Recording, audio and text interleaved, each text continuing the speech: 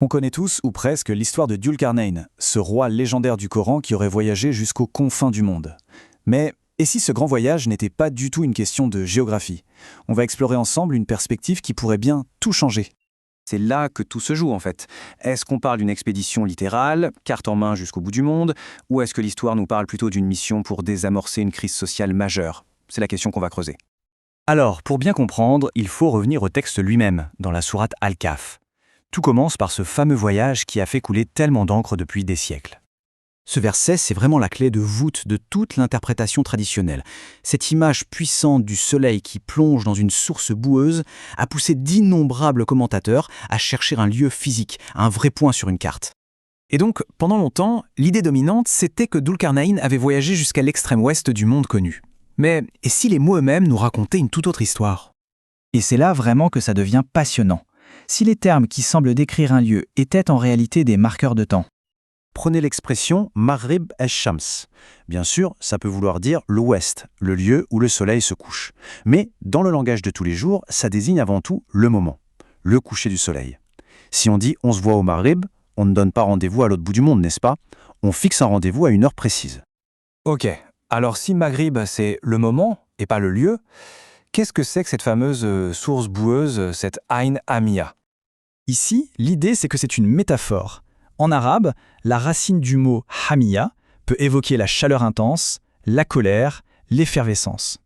Une ain hamiya ne serait donc pas une source d'eau, mais une zone chaude, un foyer de tension, une poudrière sociale. Et là, si on accepte cette idée, tout le sens de la mission de Dulcarnain bascule.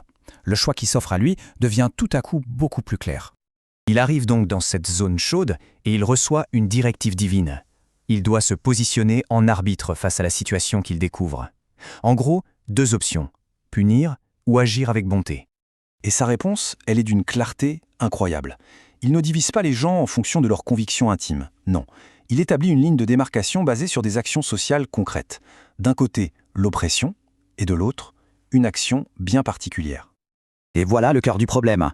D'un côté, al-zulm, l'injustice, l'oppression, de l'autre, al-iman. Et c'est sur la signification de ce mot que tout repose. C'est l'analyse de Khaled Al-Saed Hassan qui met ça en lumière. Dans ce passage précis, Iman ne désignerait pas une conviction privée, mais une action sociale. Le verbe amana signifierait octroyer la sécurité. Le conflit n'est donc pas entre ceux qui croient et ceux qui ne croient pas, mais entre ceux qui oppriment et ceux qui, au contraire, garantissent la sécurité des autres. Ce qui est énorme, c'est que ça change tout. La mission n'est plus une guerre de religion, ce qui contredirait d'ailleurs le principe coranique de « nulle contrainte en religion ». Non, c'est une intervention pour rétablir la justice sociale, pour mettre fin à un conflit. Du coup, le rôle de Dulcarnain n'est plus celui d'un conquérant qui impose ses vues, mais bien celui d'un médiateur, d'un arbitre venu rétablir la paix et la sécurité. Sa mission est simple et pragmatique. Il ne s'occupe pas de ce qu'il y a dans le cœur des gens, ça ne regarde que Dieu. Lui, il juge les actes. Il sanctionne l'injustice et il encourage ceux qui contribuent à la sécurité de tous. Et le plus fascinant, c'est que cette lecture rend la suite de l'histoire beaucoup plus logique. Qu'est-ce qui se passe le lendemain matin, après avoir passé la nuit à gérer une telle crise? Le texte continue en disant qu'il a ensuite atteint le levant du soleil. Mais avec cette nouvelle grille de lecture, ça ne veut pas dire qu'il a traversé la planète en une nuit. Non, ça veut simplement dire qu'il est resté sur place et que le jour s'est levé. Et là, au matin, il tombe sur un autre groupe de gens. Le texte dit d'eux qu'ils n'ont pas de voile, pas d'abri pour se protéger du soleil. Alors, qui sont ces gens?